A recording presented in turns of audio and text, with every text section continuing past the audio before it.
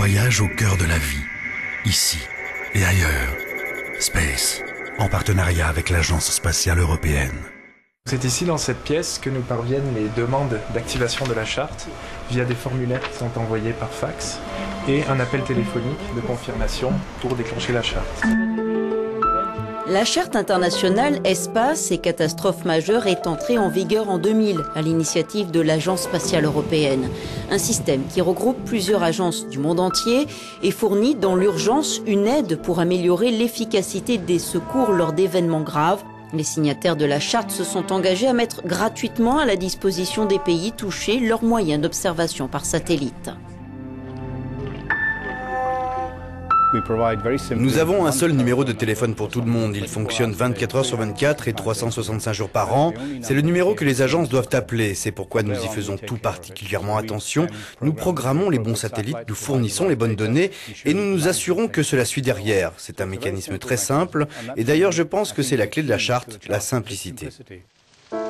Une charte qui est déjà entrée en vigueur plusieurs fois depuis 2000, que ce soit lors d'incendies, d'inondations ou de séismes. Seule condition pour l'activer que le demandeur fasse partie d'une liste internationale d'institutions agréées.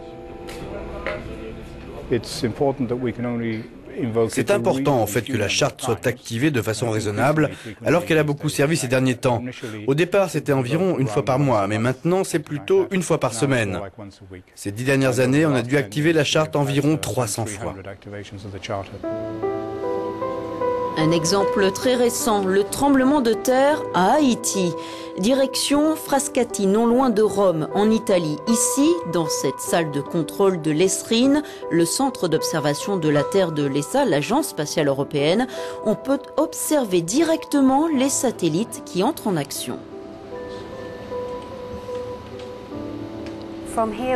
Ici, on peut vraiment connaître la position des satellites en temps réel. On peut aussi savoir quand les satellites obtiennent les données et quand ils les transmettent aux stations. Et ici, à l'ESRIN, on a un officier de mission qui coordonne toutes les activités de l'Envisat pour la charte. L'ESA a mis à disposition ces deux plateformes spatiales d'observation radar, le RS2 et l'Envisat. L'action de ces deux satellites est commandée depuis un autre centre opérationnel en Allemagne.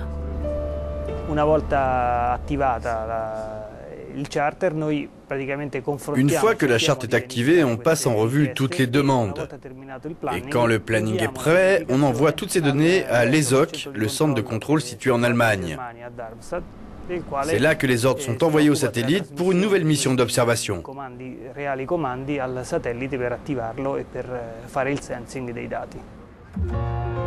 Toutes les données envoyées par les satellites Envisat et ERS2 sont archivées à l'ESRIN.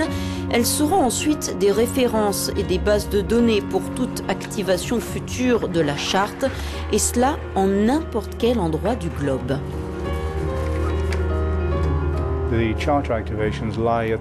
L'activation de la charte est prioritaire sur l'acquisition de données. Si par exemple il y a conflit pour ces acquisitions, différentes acquisitions qui sont lancées au même moment, il faut qu'il y ait une priorité. Et la priorité numéro 1 pour nous, c'est la charte.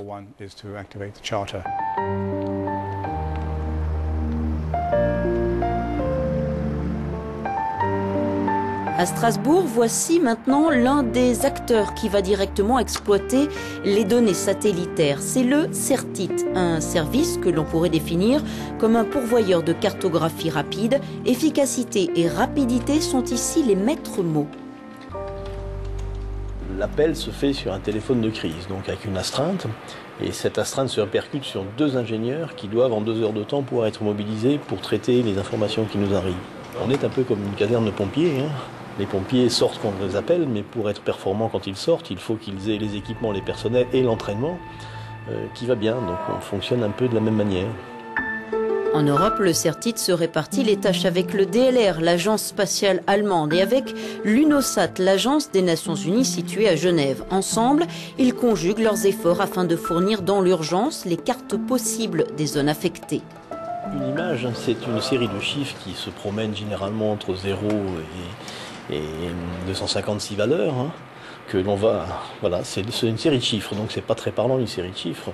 Donc on essaye d'analyser cette série de chiffres pour la transformer en information utile. D'abord une image que l'on peut regarder, mais après un produit d'information. Un produit constamment mis à jour en fonction des données optiques ou radars qui arrivent par satellite ou par recoupement d'informations sur le terrain, voire dans la presse.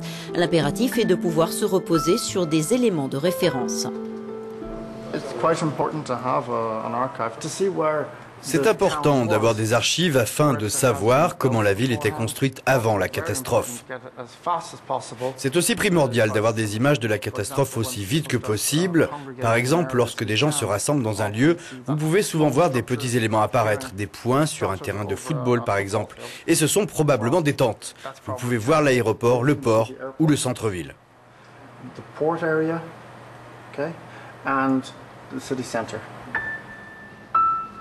Comme ce fut le cas pour le tremblement de terre à Haïti, les cartes ainsi élaborées sont mises à disposition des utilisateurs par Internet. Mais qui au juste peut consulter ces informations ? En fait, cela dépend de la demande de l'utilisateur final, de la nature des données récoltées ou du phénomène concerné. On peut soit rendre cela accessible seulement aux membres de la communauté, soit on peut diffuser les informations sur Internet et les rendre accessibles à tout le monde. Ces cartes à valeur ajoutée sans cesse actualisées permettent la coordination des actions sur le terrain, comme définir des itinéraires routiers pour acheminer les secours ou trouver des lieux pour héberger les réfugiés. Nos produits d'information essayent au départ d'être des outils d'aide à la décision pour gérer ces événements. Après, cette information peut être transmise par les utilisateurs autorisés à leur personnel sur le terrain. Mais c'est un deuxième niveau. Le premier niveau, c'est bien le centre de décision. Qu'est-ce qu'on fait, qu'est-ce qu'on envoie, quelle est la dimension de la crise ? Grâce à leur orbite polaire, les satellites repassent au-dessus du même point environ tous les 3 jours. Alors que peut-on espérer de mieux pour un système maintenant bien rodé ? Ce serait vraiment la preuve de la réussite de cette charte si elle disparaissait, s'il y avait suffisamment de coopération, de travail en commun au niveau international, et donc nous, si on n'avait pas besoin de mettre en place des mécanismes tels que la charte. On voudrait une organisation bien établie dans le monde entier qui ne permettrait pas juste de répondre aux cas urgents dans le cadre de la charte, mais d'avoir une réponse globale aux désastres internationaux et même en quelque sorte se préparer à l'avenir à n'importe quel désastre potentiel et avoir un réel service continu. Tant qu'un tel organisme international n'aura pas vu le jour, il faudra compter sur la bonne volonté pour assurer une surveillance accrue, la mission de la charte Espace et catastrophes majeures.